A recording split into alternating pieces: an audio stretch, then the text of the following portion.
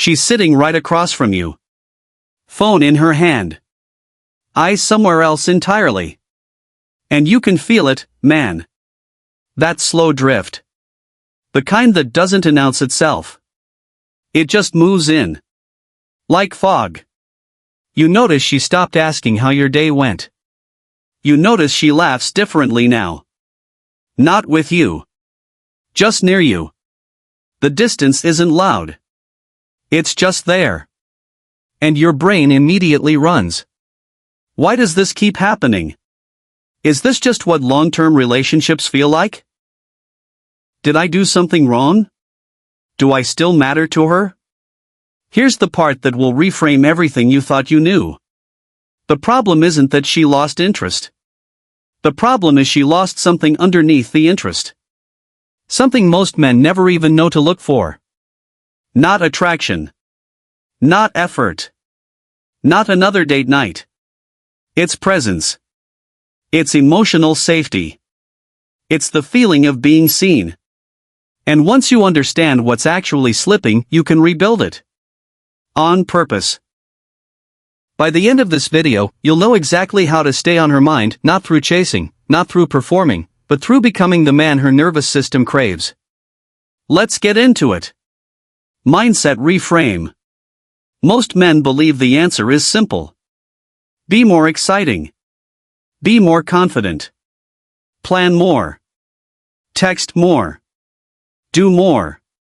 But the real truth is she doesn't want more of you. She wants deeper access to you. Because here's what nobody explains, bro.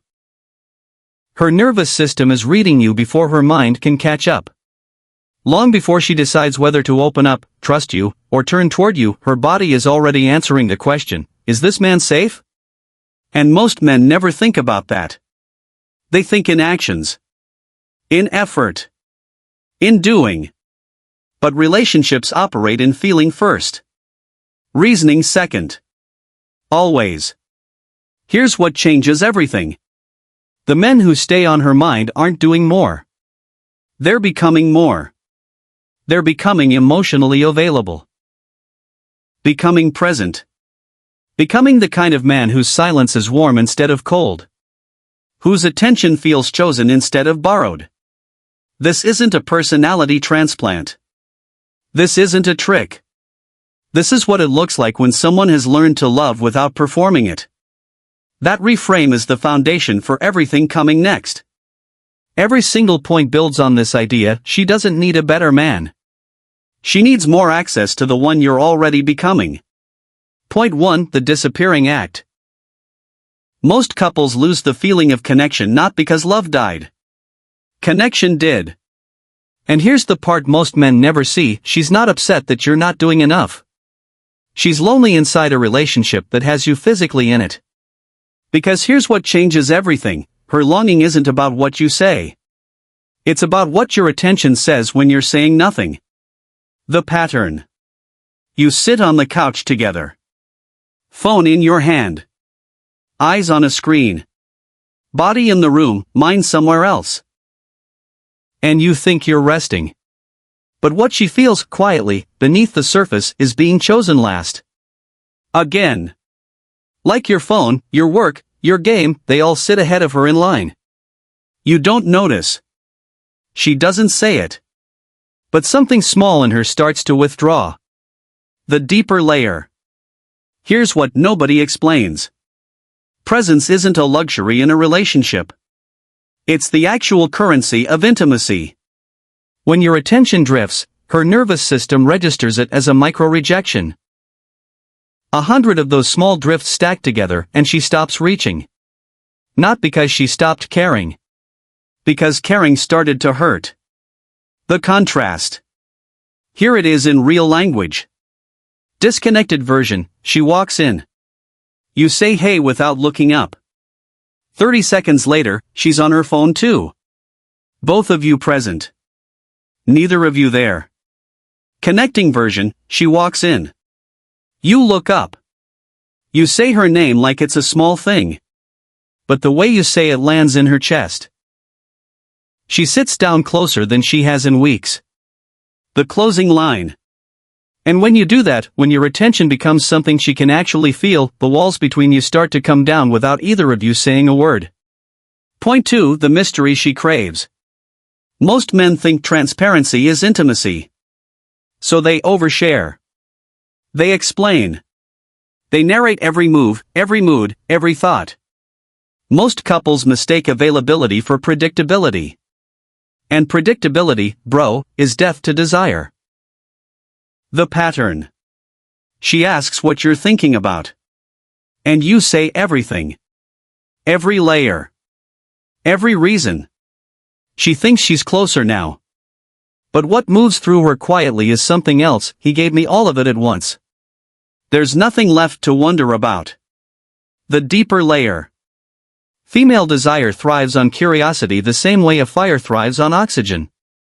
Remove the mystery and the flame doesn't grow. It suffocates. This isn't about lying. This is about letting her have something to long for inside your relationship instead of outside it. The unspoken parts of you are what give her room to keep choosing you. The contrast. Disconnected version. Tell me everything. I want to know everything about you. Nothing should be private. Connecting version. There are parts of me I'm still figuring out, and I want to figure them out with you, slowly, over years. The closing line. That's when your partner stops feeling like a problem to manage and starts feeling like a person to come home to. Point 3. The repair that rebuilds. Most couples avoid the small ruptures. And that's where the real damage lives. Not in the big fights. In the micro moments when you both flinched, looked away, and pretended nothing happened. The pattern. She says something slightly off. You feel the sting. Instead of addressing it, you both go quiet. The tension sits in the room for hours. Days. Neither of you brings it up, because bringing it up feels like igniting something you're both trying to survive. The deeper layer.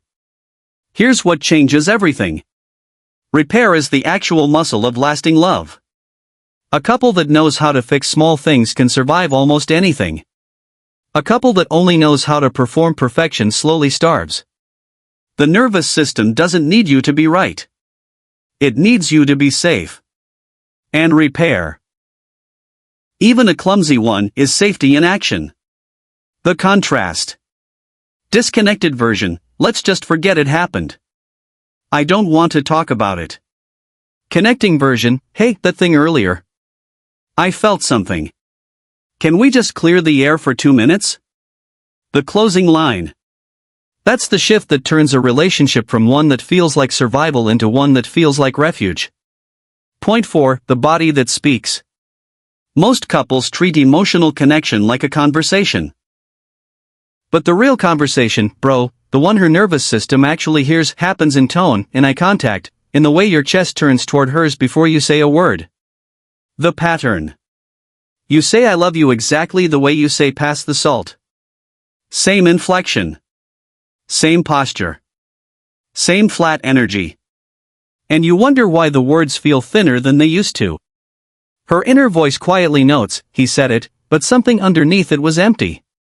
The deeper layer. Words are the cover. The body is the song. When your shoulders are turned away, when your voice drops into monotone, when your eyes land on something else, she hears it. Every time. Even when she tells herself she's not hearing it. And over time, what she feels isn't your words. It's the absence underneath them. The contrast. Disconnected version. I love you, said while scrolling, eyes on the screen, body leaning away. Connecting version. Hey, come here for a second. You pull her in. Hold her like you're choosing her on purpose. I love you. The closing line. And that's the 30-second moment intimacy is actually built in. Not the grand gestures. Not the trips. The 30 seconds when you actually choose to look up. Point 5. The becoming she feels. Most men think attraction is fixed. Like you either have it or you don't. But here's what nobody explains, she fell in love with a version of you. And the moment you stop becoming, she stops feeling it. The pattern. You settle. You arrive. You stop chasing yourself. You talk about the same things, eat at the same places, react the same way. She doesn't say anything. But something in her begins to drift toward whoever else is becoming interesting. The deeper emotional truth. Real intimacy doesn't survive on what she felt when you met. It survives on what she feels as you keep growing. Not for her, for you. Because when you're becoming, when you're alive, when you're moving toward something, she gets to feel it in your voice, in your posture, in the way you come home different than you left. What's running through her quietly is, he's still unfolding. There's still more of him to meet. The contrast. Disconnected version, this is just who I am. Take it or leave it. Connecting version, I'm working on something. I haven't figured it out yet. But I want you to see me figuring it out.